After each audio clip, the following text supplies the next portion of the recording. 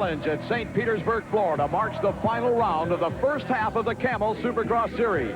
Through the first 8 rounds, the action has been rough and tumble, fast and furious.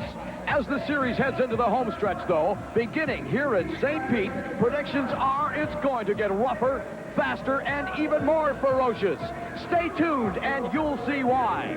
Supercross 91 is the ultimate challenge.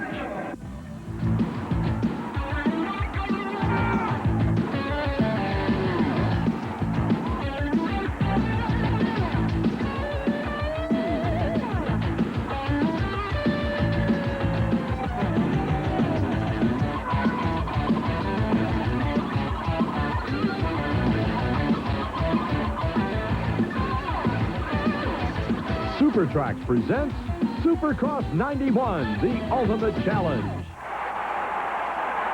The Suncoast Dome in St. Petersburg, Florida is host to the Coors Light Challenge, round 9 of the Camel Supercross Series. Here in the Sunshine State, thousands of fans have gathered to see a Frenchman, Jean-Michel Bayle, with 4 wins to his credit, can maintain the pace that has earned him the series points lead.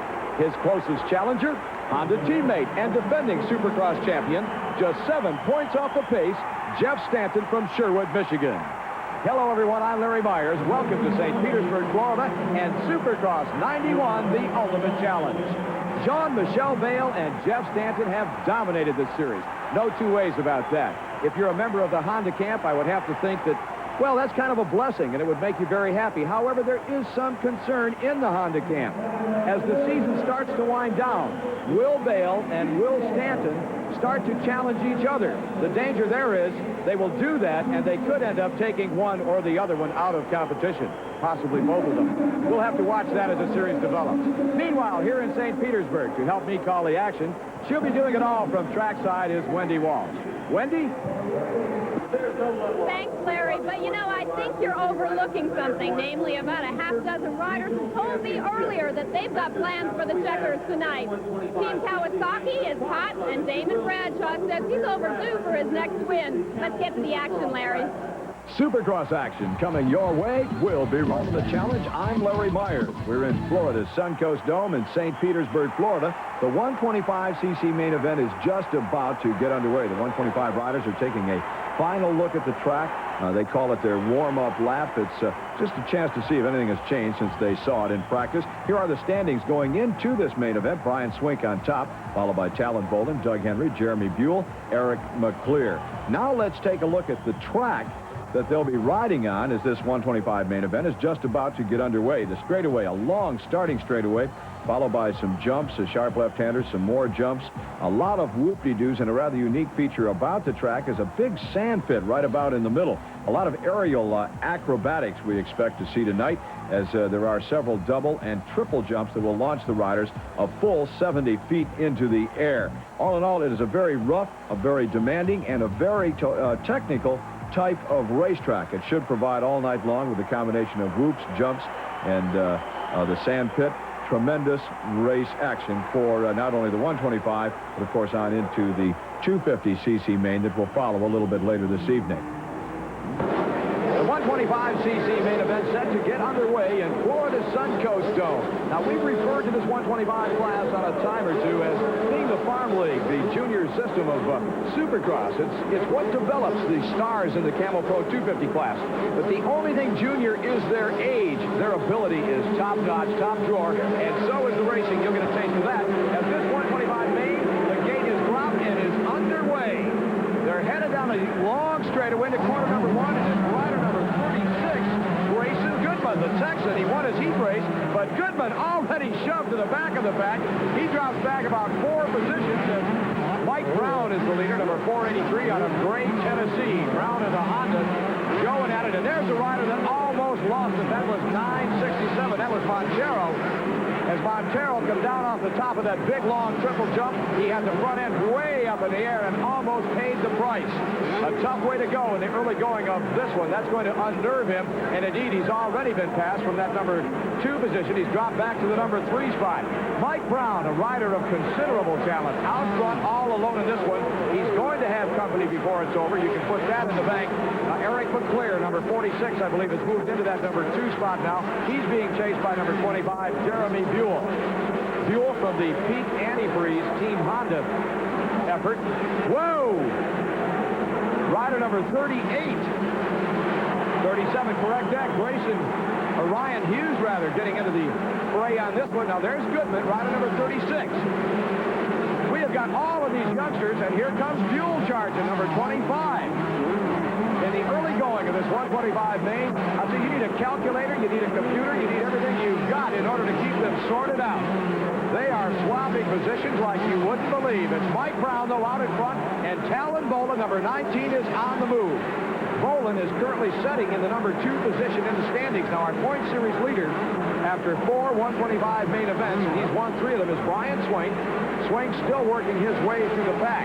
Now, Swank has 93 points.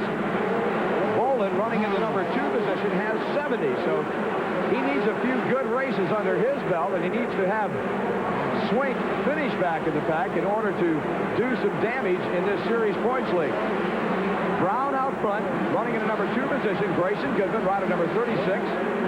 Talon Bolin, 3rd. And running in the number 4 spot was Jeremy Buell, rider number 25.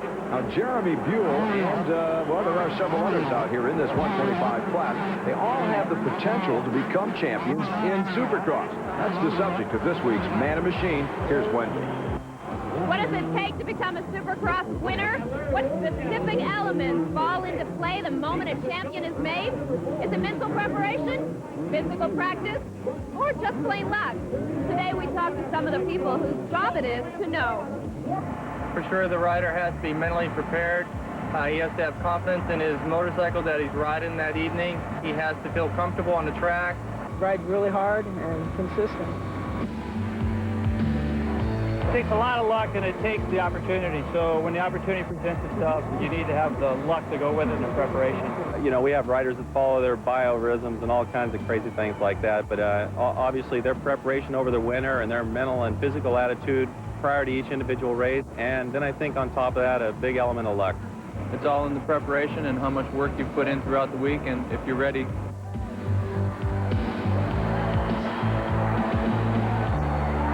Well, not one of the riders or mechanics or team managers that we interviewed said anything about picking up Wendy Walsh, but if that's part of the deal, I'm certain there'll be a lot of candidates. We'll be back with more exciting Supercross action. Brown now, the lead going away. There's Brown out front. There's Goodman and challenging. Goodman has closed the gap on Mike Brown. Pulling alongside. Brown's got the good line. Goodman tried it on the outside. There was nowhere to go. He goes wide in that corner. Now trying to squeak by. He takes the alternative line in that tight corner. They're side by side. Headed up over the top of that long triple. Look at this. And Grayson Goodman has slammed his way to the front of this 125 main event. There goes Jeremy Buell trying to hit Brown. He almost nailed Brown. It looked like he had a beat on him and was going to hit him. But Brown managed to squeak through by the paint on his tires. And Bolin, running back in the number 4 position, has got to be wondering. He's got to be saying, what is going on? Bolin was 3rd, but Buell has passed Bolin. Now he's in the number 3 spot. Buell working on the rear wheel of Mike Brown with Bolin right behind. Here comes Buell up to challenge.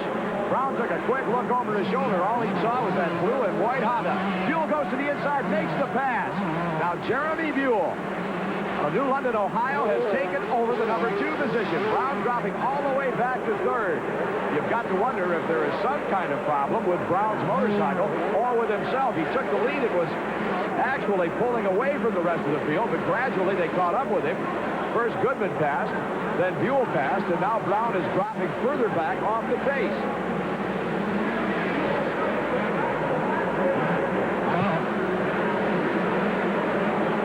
Goodman out of Plano, Texas, your leader. Right behind him, Jeremy Buell, number 25. And Buell has his eyes on the number 1 spot. Now, still to be heard from. He's charging up through the pack is number 42. That, of course, is our series leader, Brian Swink out of Fenton, Michigan.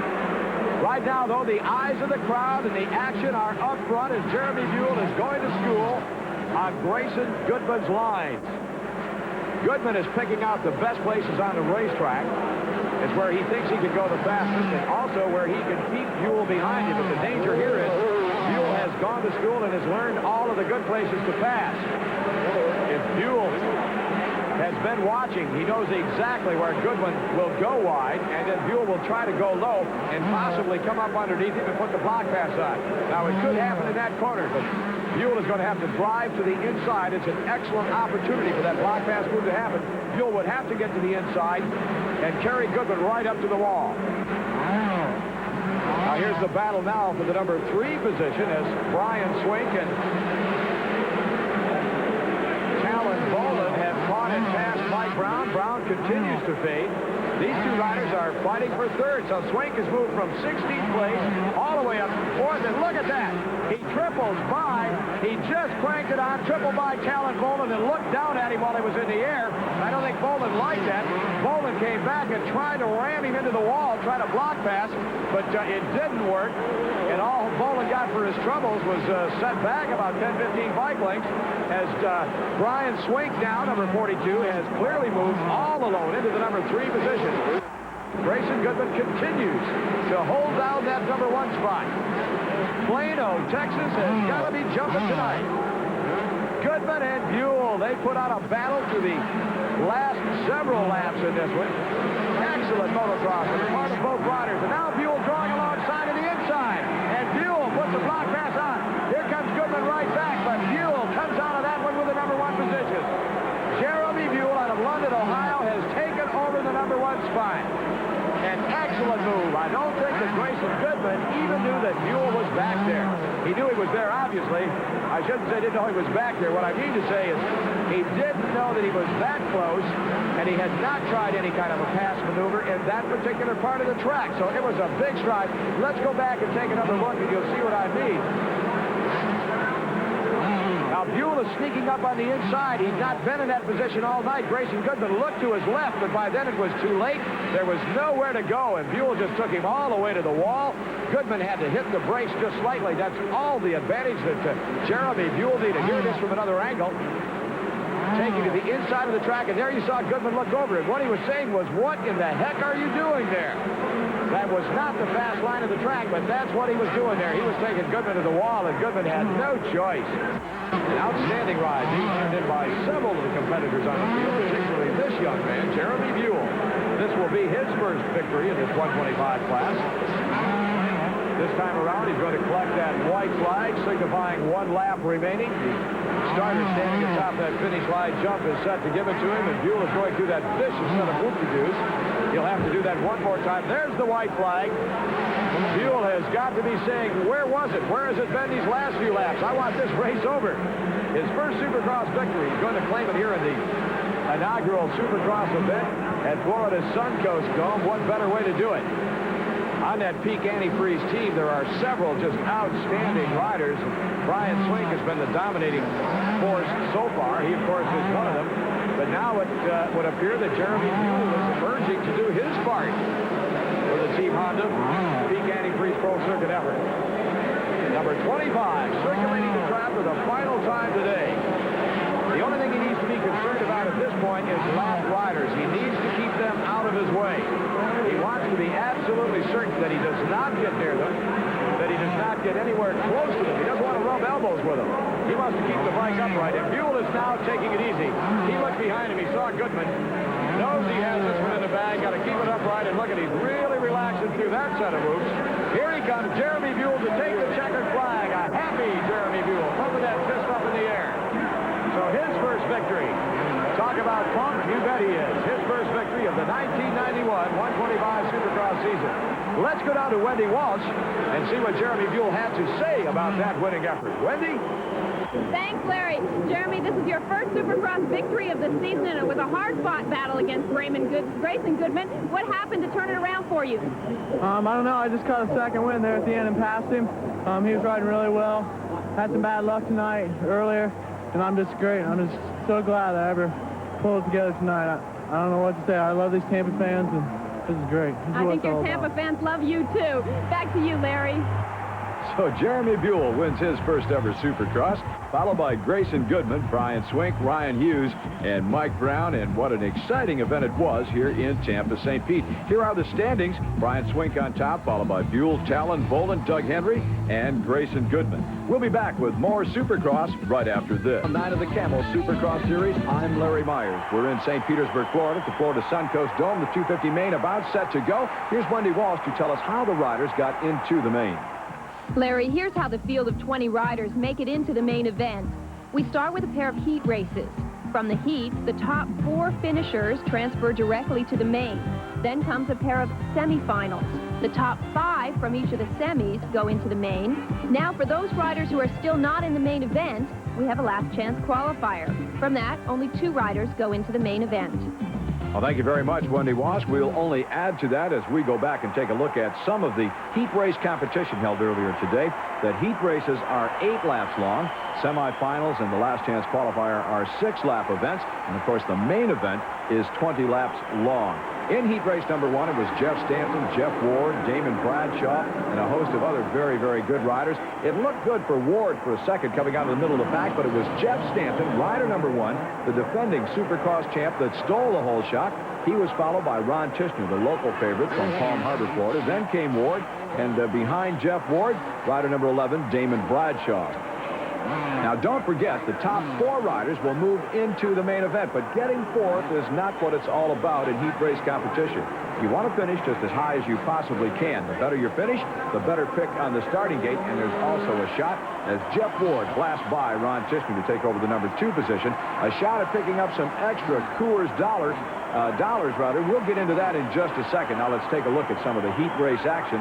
Again, this is from heat race number 1. It's Stanton out front. Jeff Ward, rider number 3, in second. And here's Damon Bradshaw, number 11, putting the moves on Ron Tishner, rider number 12, to take over the number 3 position. Through the sand pit built into the middle of the St. Petersburg Suncoast Dome, Florida Suncoast Dome racetrack. One of the more treacherous obstacles. A rider hits that sand, never knows for sure which way the motorcycle is going to go. If it will rebound and point him in a bad direction, there's not much you can do about it. You kind of turn the throttle on, grit your teeth, and try to aim it where you want it to go and hope that it ends up there. Check Jeff Stanton's motorcycle on the left side. You can see something trailing off his foot peg. What he has done is clip one of the hay bales that are covered with the plastic covering, and he's torn part of that covering away, and he's carrying it with him. That should not, there's a good shot of it, that will not be a problem either for Jeff Stanton's safety or will it interfere with the motorcycle. Well, that happens quite frequently. That plastic just gets ground up and spit out and never presents a problem. Looks kind of scary, though. Jeff Ward, meanwhile, holding down the number 2 position, doing everything he can to close on Stanton, but no luck. Stanton is looking for not only the best pick on the gate, but he would like to post the fastest time of the night. If he does that, then he'll be eligible. The rider that wins the fastest heat race of the night and wins the main event, if indeed he can do that, picks up an extra $1,000 from Coors, and that money rolls over. If you don't get it one week, it's eligible the next week. And in addition, at the end of the year, the rider that has recorded the most fast heat races, of the season, will be eligible for a $25,000 bonus. That's the Coors Light Silver Bullet Showdown. And by the end of the year, that one is going to be tight and intense. Jeff Stanton continues to hold down the number 1 position as he has from the opening lap, the opening corner, as a matter of fact, still being pursued by Jeff Ward, rider number 3. Now, the first 3 positions at this point on the last lap look to be pretty secure. You wouldn't think that there would be a lot of action remaining, that maybe these guys are going to settle for what they can get at the checkered flag. But watch what is coming up. No problem with Stanton. He takes the good line, but here comes the action in the battle for second. Watch Ward and Bradshaw. Bradshaw tries to get to the inside of Jeff Ward. I think he thought maybe that Ward was going to back out of it, and Ward said no way. He kept it cranked right on. Watch it again. Ward has the line. Bradshaw tries to come inside. There just wasn't quite enough room. Jeff Ward had to hit the brakes. He did that, rode over Bradshaw's motorcycle. Now watch him. Don't mess with me, son. That's what you get. So Bradshaw is going to lose that number 4 position. He'll have to go into the semi. Meanwhile, the clock is running for Jeff Stanton. 7:34 and 11/100. 7 minutes, 34 seconds, and 11/100. That was Stanton's time. That will be the time to beat in the Coors Light Silver Bullet Showdown. Here are the results of heat race number 1. Now let's take a look at heat race action from the second heat race. If anyone can beat Stanton in this one, well, I would have to say we'll look to Jean-Michel Bayle or Jeff Matasevich. They're both in this heat race, and both of them are extremely fast. And indeed, it's the lime green Kawasaki of Jeff Matasevich out front, followed closely by Jean-Michel Bayle in the number 2 position. Matasevich, rider number 7, Bayle, rider number 8. Now, Bayle is a teammate to Jeff Stanton, our defending Supercross champ, and the rider that won heat race number 1 and has set the time to shoot for in the Coors Light Silver Bullet Showdown. If either one of these two riders can beat Stanton's time, then go on to win the main. Don't forget there's an extra bonus from Coors, but more importantly, they're aiming at the season end. Whoever has the most, as we said earlier, fast qualifiers throughout the season will win $25,000, a bonus from Coors. A lot of money at stake, and it's enough to get the juices flowing as Jeff Matasevich holds off Damon Bradshaw one more time. The two of them side by side through the whoop-de-doos, and Matasevich, the victim of a little bump and run. Let's look at this again. Here comes Bayle to the inside. He's going to just crowd Matasevich up by the bales. Matasevich has no choice. He has to hit the brakes, get off the gas, and allows Jean-Michel Bayle to take over that number 1 spot. Now here's a race behind the front runners between a pair of Yamaha riders. Number 15 is Doug Dubach. Rider number 18 is Jeff Emig. Emig normally rides when the race series is on the West Coast in the 125 class, but this week he's riding in the 250s. Watch what happens to Dubach. Watch this now in this set of whoops. All by himself. It's not Doug Dubach's day. That was a nasty crash. Dubach going over the handlebars. The motorcycle coming along behind him and spanking him. Watch this one more time. Dubach just loses control. He was out of sync there, trying to hold on, trying to save it. Had a prayer right there, but then the motorcycle goes straight up in the air. Dubach actually passed the motorcycle, and you can see where it came down. It looked like it squashed his head. One more look at it, and you'll see actually Dubach's head was in between the fender and the wheel. Could have been a lot worse than it actually turned out to be. Watch this. Oh, does that look bad? But see where it comes down. Dubach is actually in between the wheel and the fender. They don't come much nastier than that one. Doug Dubach is back up, and he's interested in getting back into this one. I think probably he would like to just ride the mistake or the error off. He has no hopes of being in contention, no hopes of qualifying. He'll have to come back and do that through the semifinal. Meanwhile, Jean-Michel Bayle is on his way to beating the time that was set by Jeff Stanton in heat race number 1. Now that time, the time they're shooting for is 7:34 and 11/100. That's what Bayle has to beat. Let's see as he comes up toward the checkered flag if he is able to do that. 7:34 and 11 seconds. That's the time to beat. And Jean-Michel Bayle on the last lap, he's looking around at the crowd, putting on kind of a semi-show. But you can bet that Bayle is not going to risk losing this heat race by showing off. Nor is he going to waste time doing aerial acrobatics that might please the crowd. It looks like Bayle's time, he had some competition in the early going, made him go faster. That might have helped. Is going to be good enough. 7:28.25. It is. Let's go to Wendy. Thanks, Larry. Jean-Michel, you won this event here last year, and we witnessed some European precision when you overtook Matasevich. Yeah, I feel very good. I have a very good start, and Matasevich was riding good, but I was a lot more fast than him. So I hope we have a good race with Jeff in the main event. Okay, thank you. Back to you, Larry. Well, thank you very much, Wendy. And our congratulations to Jean-Michel Bayle, an outstanding ride. He was the winner. Here are the riders that qualified behind him: Jeff Matasevich, Guy Cooper, and Mike Kidrowski with the final qualifying position. More importantly to Jean-Michel Bayle, he'll get first pick on the gate tonight with that fast qualifier.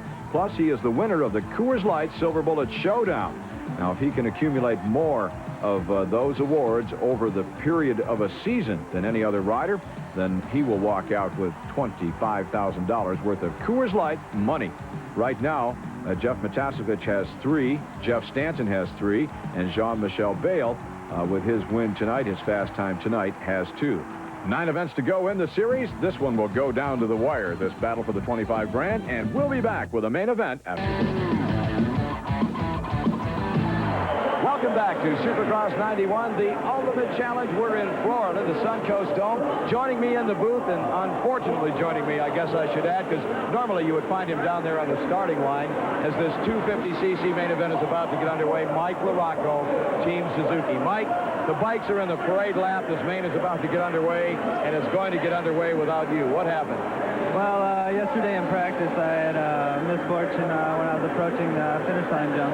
The back brake came loose on my motorcycle, and it's a section where you charge up really hard to the finish line and lock up your brakes and clear it so you don't jump too far. And I charged up there, and when I got there, I had no brakes, and I just launched it and came down and hurt my ankle.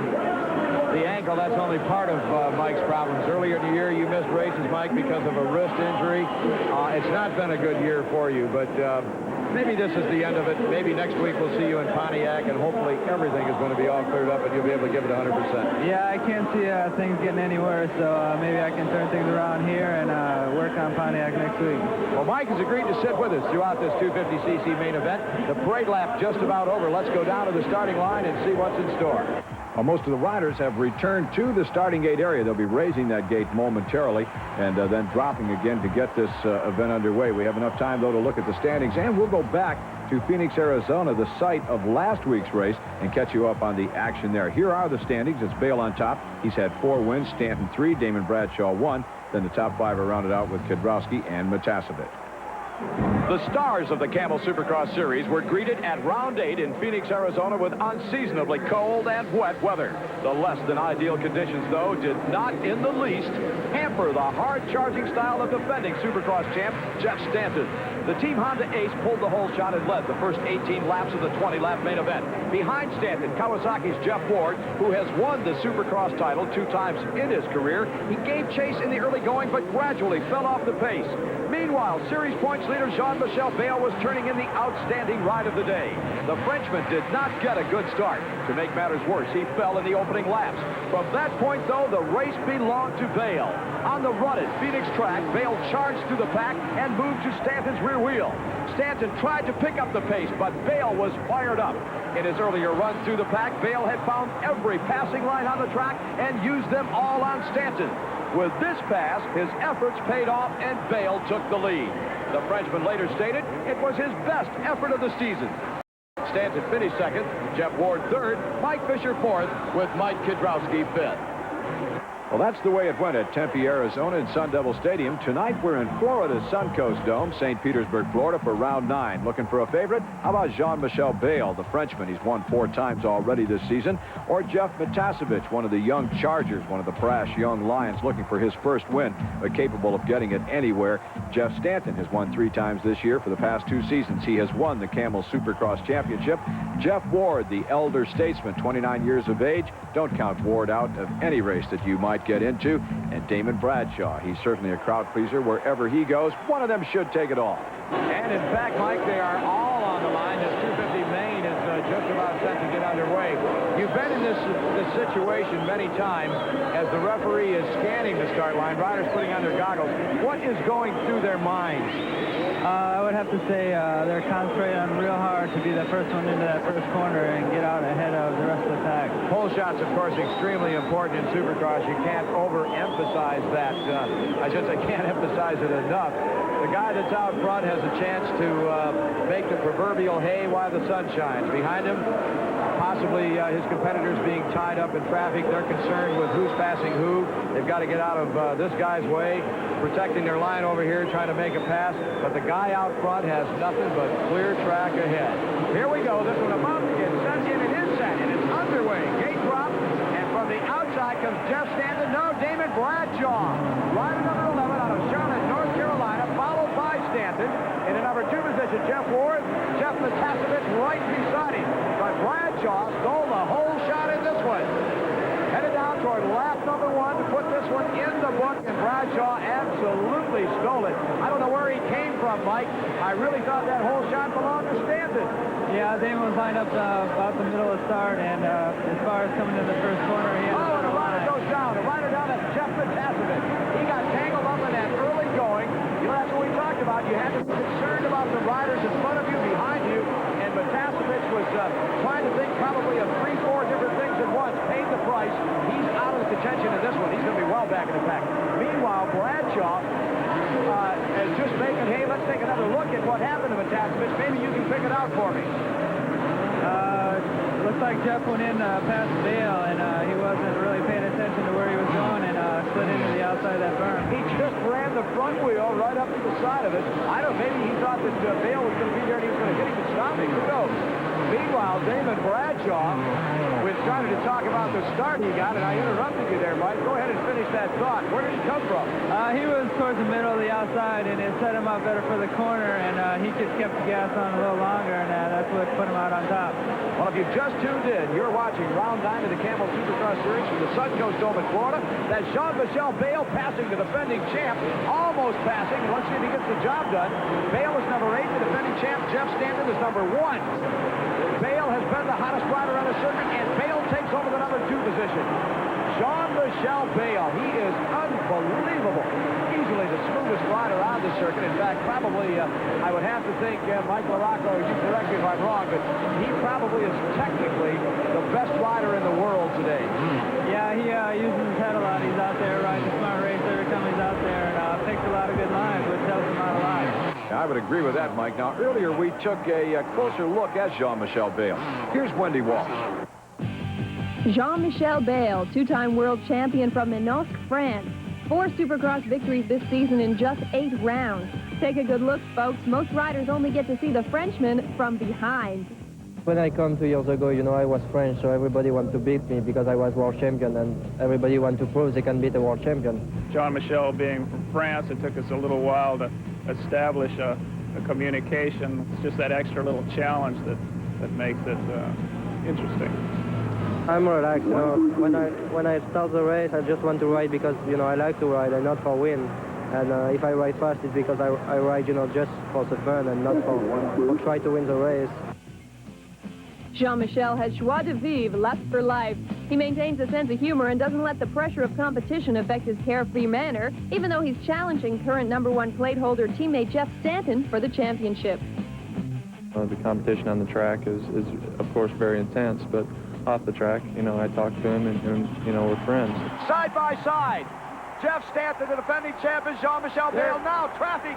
I'll tell you what, Larry, it looked like Michel was just kind of being a little bit too nice out there. What?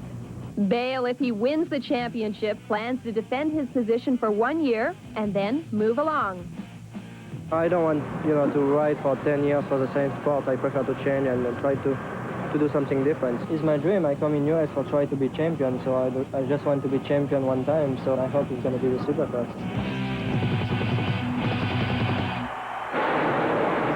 David Bradshaw, your leader. Bradshaw not looking behind him. That's a good sign. When a rider out front starts looking behind him, when he becomes worried about the guy, that's when the mistakes are being made. And at this point, Bradshaw is really paying no attention to Bale. He's riding his own race, his own lines. That could surprise you, Mike? Not really. That's the best thing out there he can do. He can ride his own race and not worry about Bale. He keeps his mind on what he's doing. But gosh, isn't it tempting to look over your shoulder? Don't you want to know where that guy is? Usually you can hear the sound of his bike where he's going to be going to the next corner, but if you take the right line, there's really not much you can do. Now, in that particular corner, Bale went to the inside. Bradshaw was way up high. I think he actually expected Bale to be there. He just dialed it out coming out of that corner, never even looked at him. But Bale has now gone to within 1 cycle length of Damon Bradshaw for the #1 spot. We have got a battle for the lead in this one. Both of them hugging that inside line as they round that tight hairpin turn to the right. Riders are both calm, they're cool, they're riding very loose.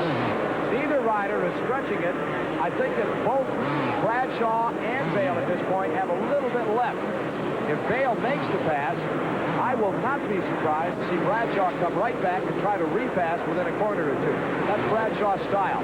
He does not like to let the guy settle down, so to speak, after he has passed him. He would rather come right back and try to nail him right off the bat, and maybe with a little contact-type move, if you will. And Bradshaw certainly has been on the receiving end and the giving end of that type of Supercross action. And Mike, sometimes in Supercross, contact is a necessity to make a pass.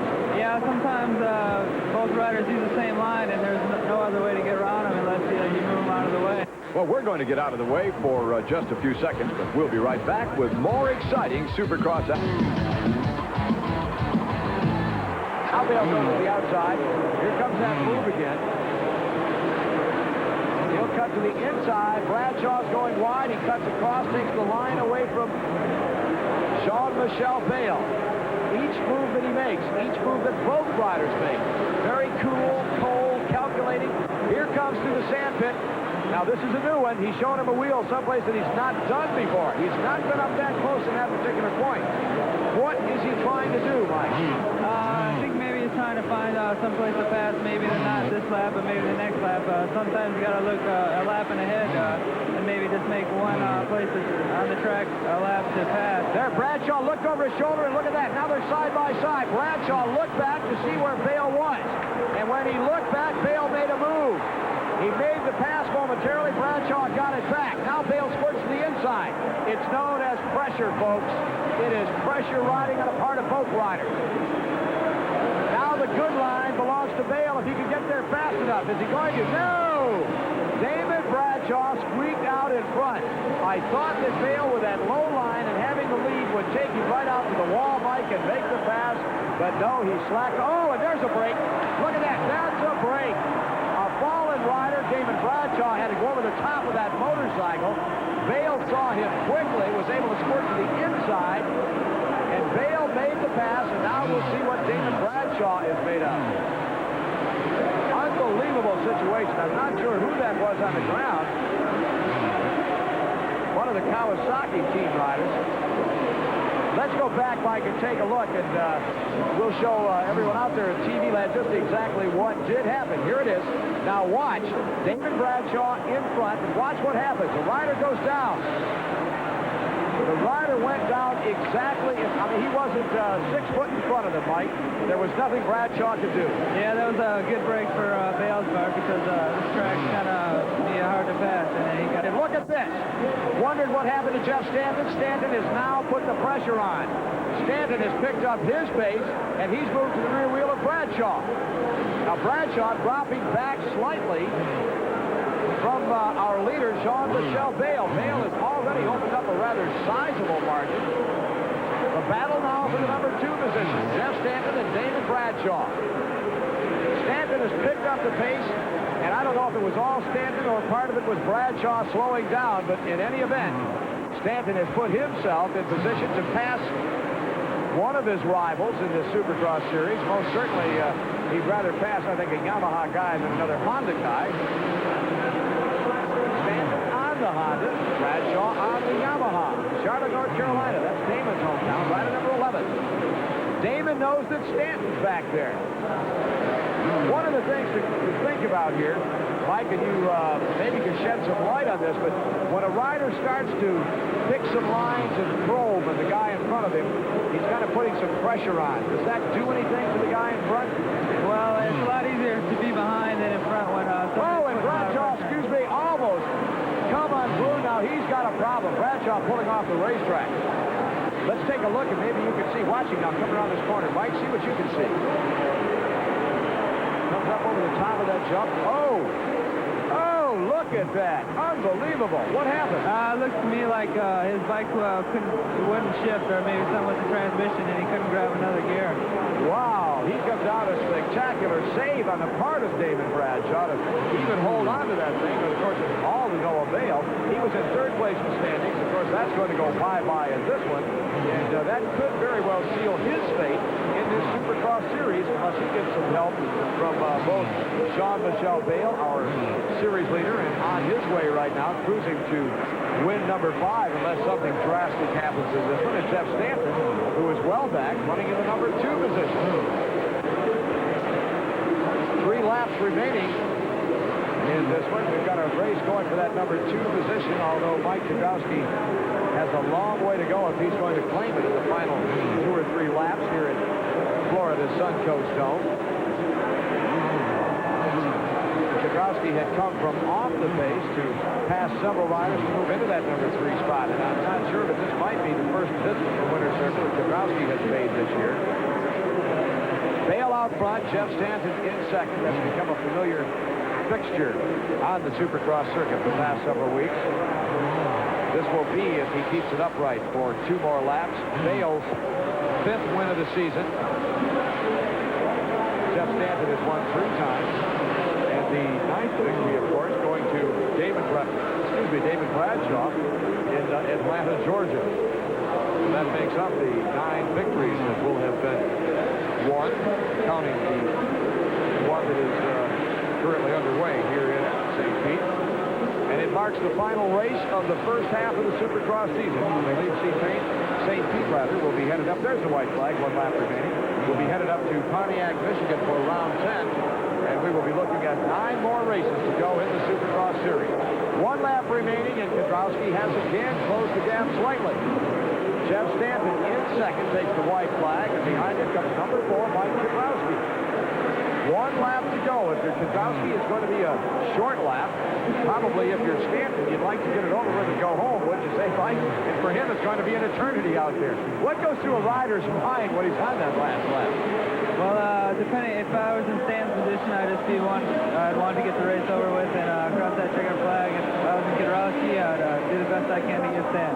Well, Jean-Michel Bale gave a wave to the crowd off that triple. Now, that is a rarity. So, evidently, he's feeling just very, very good. He's coming upon Brett Andrews, rider number 17. Let's see if he tries to pass Andrews before he finishes the... And Andrews wisely lets him go by, because if he didn't, then he would have to make 1 more lap. Jean-Michel Bale wins it. The battle for the number 2 position. Oh, and Kedrowski goes down. Mike Kedrowski goes down.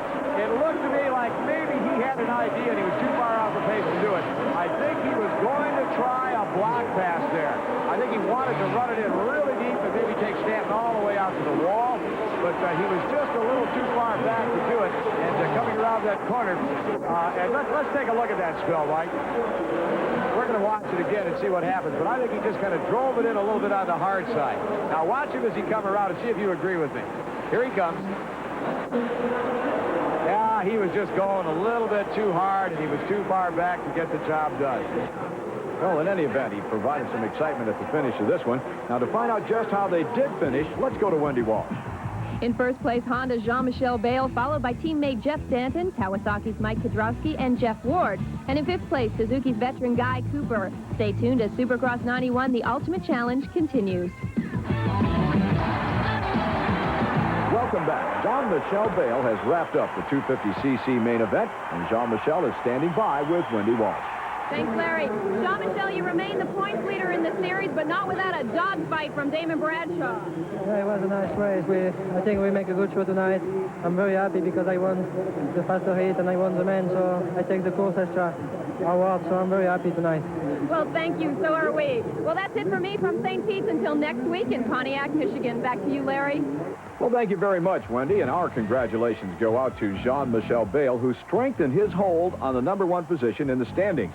Now, Bale's still followed by Jeff Stanton. He's only 10 points back. Then comes Mike Kedrowski, Jeff Matasevich, and rounding out the top 5, Damon Bradshaw.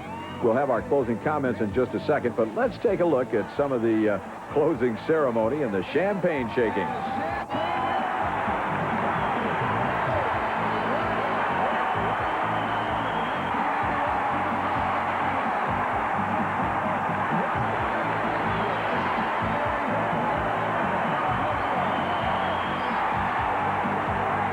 Some good racing, Mike LaRocco, here in Florida's Suncoast Dome I thank you for being up here in the booth with us, but I would imagine you'd rather have been on the track. Yeah, I'd have liked to have been out there. I'd have liked to have been where Bale was just now. But I had a good seat, and I enjoyed the races. Okay, well, we'll look for you next week in Pontiac, Michigan. That's where the tour is headed, and that's where we will see you on Supercross 91, the Ultimate Challenge. On behalf of Wendy Walsh and my colleague for the evening, Mike LaRocco, I'm Larry Myers. So long for Supercross 91, the Ultimate Challenge.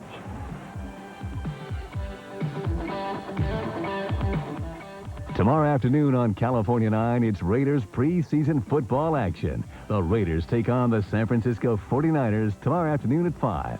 Right now, though, stick around for laughs with Sanford and Son coming up next.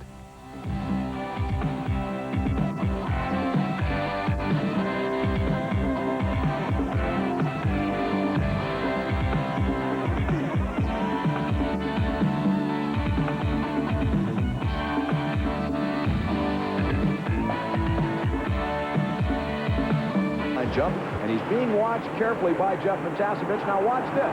Matasevich runs it to the inside of the racetrack. A little bit of bump and run, a bump and shove, and Bradshaw finds himself off the racetrack.